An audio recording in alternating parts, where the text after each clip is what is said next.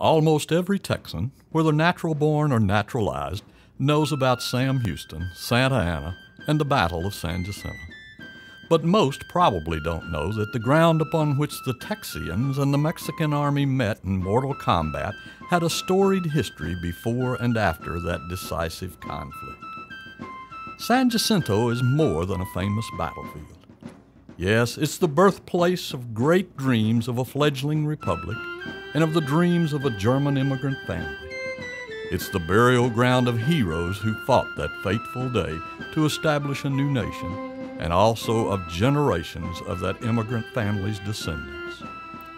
Cows belonging to a widow woman and her sons grazed among the bones of Mexican soldiers, while a famous naturalist collected soldier skulls for scientific purposes. This hallowed ground is a place where soldiers from both armies suffered physical wounds, and descendants of that immigrant family suffered financial wounds. On these plains, young soldiers either came of age or perished in a violent battle, and old men lived and died battling the elements to try to make a living off the land. It is a place where the original San Jacinto Monument is overshadowed by a much taller and more magnificent edifice dedicated to the battle. Listen and watch as a group of Deer Park Junior High students tell us about more than just a battle. Hopefully these snippets will arouse your interest in the entire story of San Jacinto.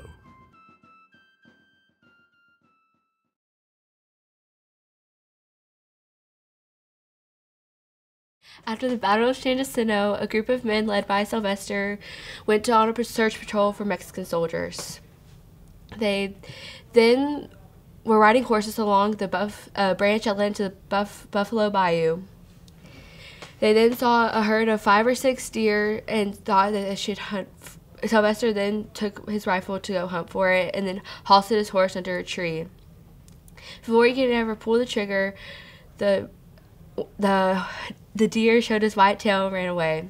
They then started looking for what spooked the deer, and then they saw a group of Mexican soldiers. They then took the soldiers off to the Texan camp, and then and when they neared the prison, Mexican officers were saying, "Shut your mouths!" But before that even happened, it was too late. The prisoners were saying, "Santa Ana, Santa Ana." Then they knew that they had one of the Mexican soldiers they had was Santa Ana.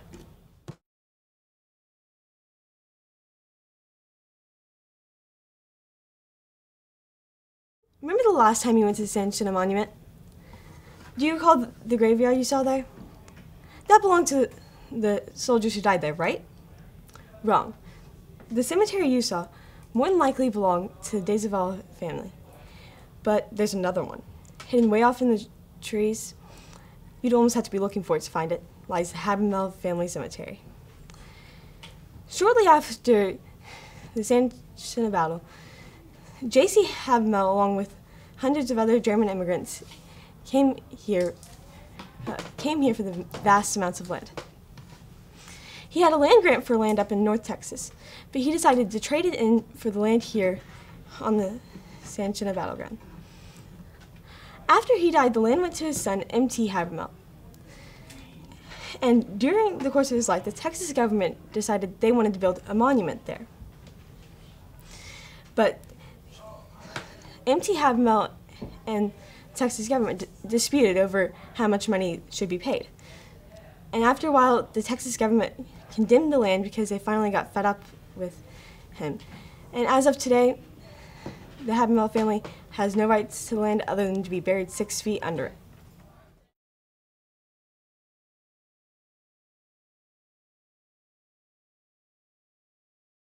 In 1837, during a trip to Galveston and Houston, John James Audubon collected 5 skulls on the San Jacinto battlefield, which was littered with bones from Mexican soldiers. He sent them to his friend Samuel Morton, a natural scientist at what is now the University of Pennsylvania. Morton also received 2 other skulls from other colleagues. Morton's collection is preserved at the University of Pennsylvania Museum of Archaeology and Anthropology. Amanda Danning is a forensic artist. She examines skulls and recreates the faces. She sculpted the face of a Mexican soldier and described it. He was hit with a rifle butt a year earlier. It damaged the muscle of his right eye, and it would be lilted out to the right. Danning's works make the skulls come alive in such a way it seems that you are flashed back to 1836.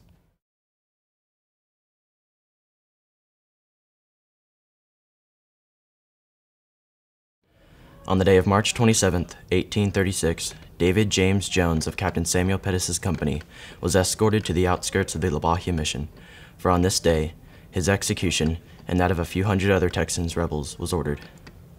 However, unlike most of the men scheduled to be killed that day, Jones escaped with his life. Following his evasion, he spent a great deal of time eluding Mexican patrols and traversing the Texas terrain until he found his way to the forces at San Jacinto. There, he was detailed to serve as a rear guard for the duration of the battle. He served out his military career until October of 1836. In reward for his service, he received a scrip to redeem for a piece of land. However, after his time in the Army, he fell short of money and looked for all possible sources of income. He sold his scrip of land to a speculator for far below its actual value, and he fell into what we would call today a gang. One day, he was outsourced a job through his gang to guard a horse. Two men came up to look at the horse in interest, but Jones shot the two men dead, believing that they intended to steal it. Jones was hung for his crimes on March 28, 1838, in Houston, Texas, and it just so happens that he was hung almost 2 years after his escape from Goliad.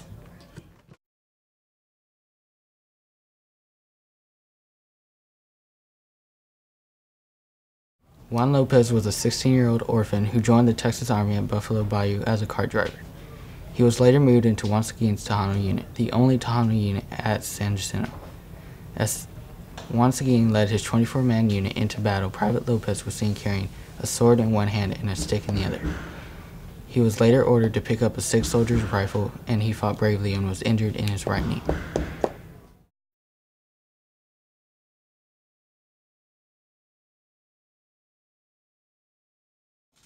Wounds, what soldiers fear the most. You might believe that getting shot in the torso or head would surely result in death, especially because their medical knowledge wasn't as advanced as it is today. But getting shot in those crucial areas didn't necessarily result in death. In fact, the worst place to be shot was the arm or leg. Why? Because the musket ball was very large and would shatter bones, resulting in amputation. Amputation was a very serious and dangerous medical procedure in this era because of infections. And once you've been infected, there is almost no chance of survival.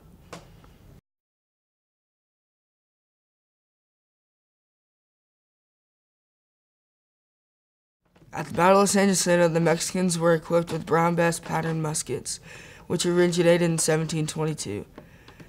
Those weapons were not as up-to-date with some of the weapons that the Texans had carried, such as rifles, shotguns, and muskets, which are far more accurate.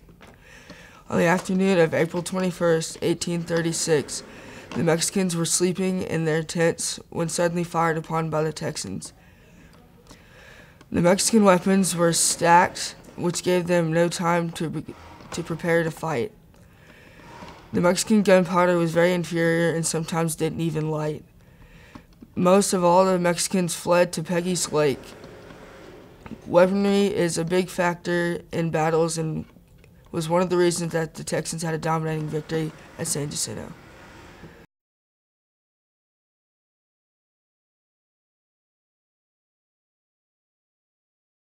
William Physick Zuber was born in Georgia on July 6, 1820. After moving to Texas, he established permanent residence in present-day Grimes County. When the Texas Revolution began, Zuber, only 15, volunteered for the Texas Army. His service was from March 1st to June 1st, 1836. At the Battle of San Jacinto, Zuber was stationed in the rear guard on the north bank of Buffalo Bayou opposite Harrisburg. His job was to secure Army baggage. Due to his position, he did not fight in the battle. He was granted land in Grimes County after the war, which he lived on for many years, until the 1860s when he became a Confederate cavalryman and served in the American Civil War. In the spring of 1864, however, he was stricken with pneumonia and was forced to leave the Army. Later in his life, he published many articles, a lot of which became famous, about the Texas Revolution. In 1909, Zuber was credited as being the last surviving veteran of the Army of San Jacinto until his death in 1913, where he was buried with Masonic honors in the state cemetery.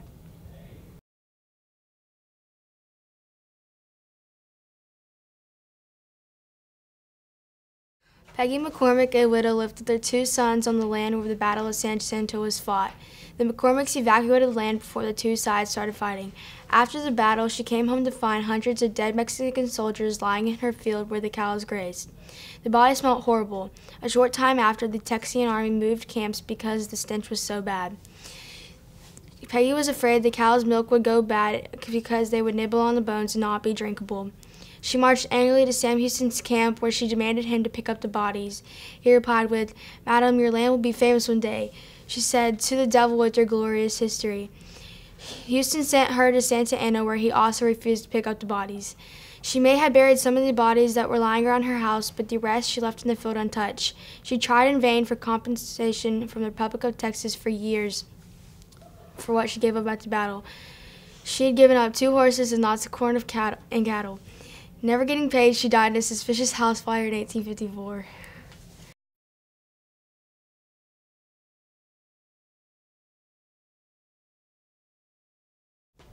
Many people don't know that there's actually a first monument at the San Jacinto battleground.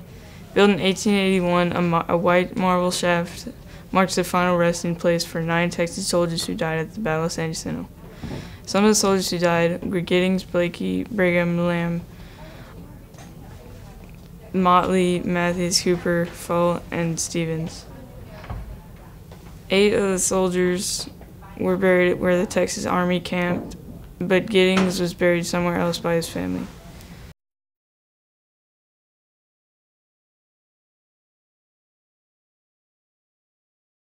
Captain Almonte was a trusted advisor and an interpreter for Santa Ana at the time that Santa Ana was captured by the Texan soldiers. The reason that Captain Almonte could speak English was when he was a child, he was sent to the U.S. on a scholarship to study and learn English. Once he returned to the newly made Mexico in 1821 due to his father's death, he became a soldier and he quickly rose up through the ranks to become a captain and fought in battles like the Battle of the Alamo, and he was also a participant of the Battle of San Jacinto. But Captain Almonte was of the Mexican soldiers who fled and was caught around 3 miles from the Mexican camp, and was of the highest rank of around 200 soldiers that were there with him.